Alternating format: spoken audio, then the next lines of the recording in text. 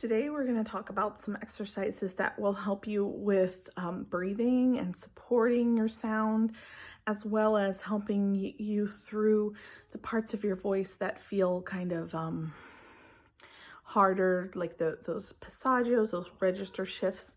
Some people call them breaks. I don't like to call them breaks because it's not really broken. So first of all, there's several things that you can do. One is a very basic exercise, and I'm going to try to explain how to do this. So you make like, oh, the dog is barking. You make like a W, like you're going to say we would, and you feel that part that goes, and it's not ooh, but ooh, and there's some buzziness that happens. This is very small here.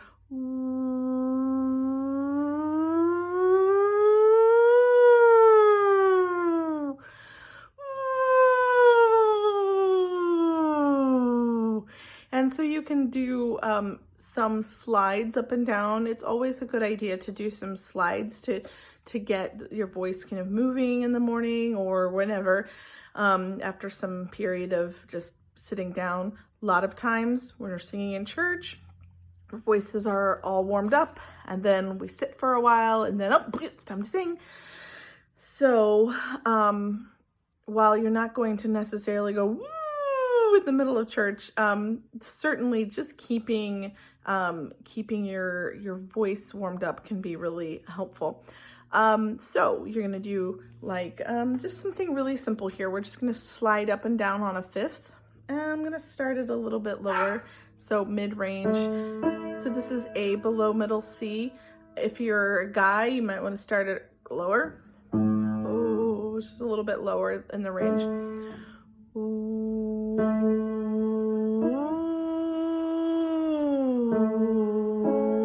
And the idea there is that you really want to feel that constant buzzing, and you want to feel the consistent air going through your lips. Ooh, like if I put my finger here, ooh, I should be able to feel a little bit of that air coming through. So we're going to do some of that, just sliding up and down on a glide of W. Ooh.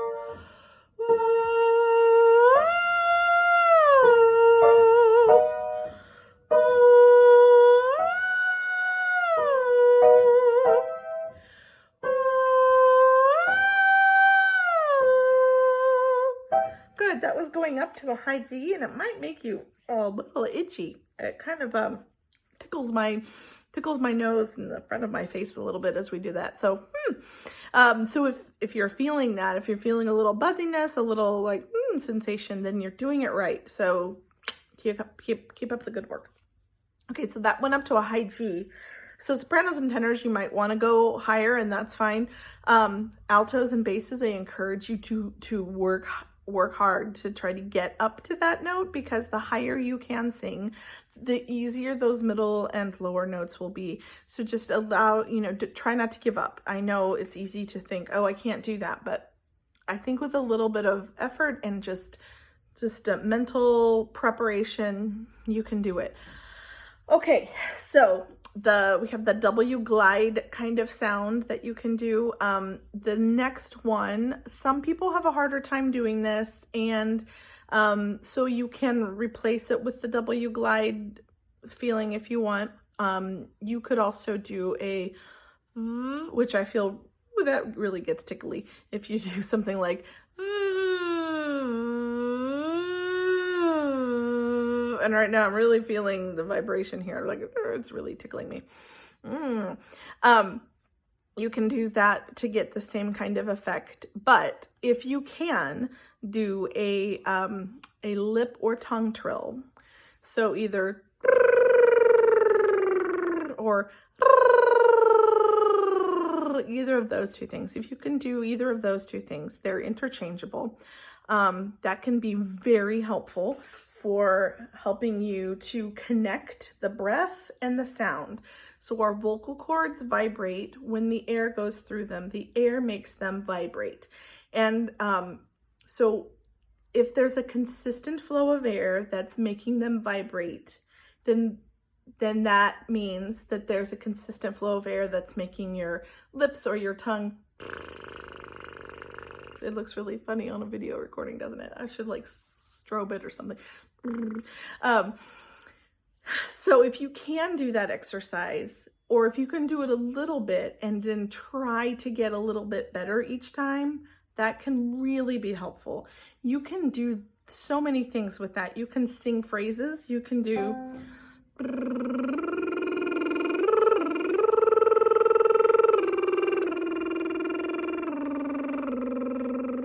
phrases of songs. You can do your favorite hymn to practice with, or you can just do some basic exercises type things. So, and I prefer personally to do a tongue, but I know that that's harder for a lot of people. So if you can do the lips, I prefer the tongue because it doesn't tickle me as much. The lips really tickle me. It's just like, it gets annoying after a while. So you might have to stop and like do that. And hopefully, you're by yourself, so you don't have to like worry about getting germs from other people at this point.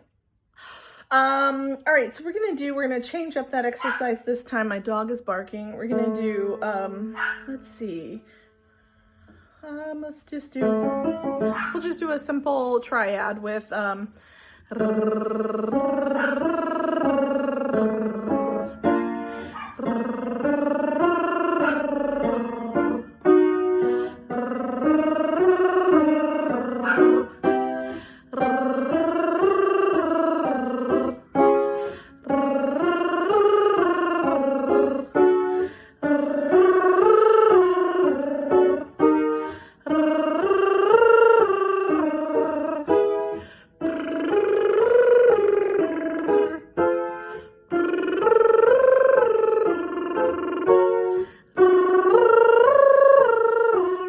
interchangeable.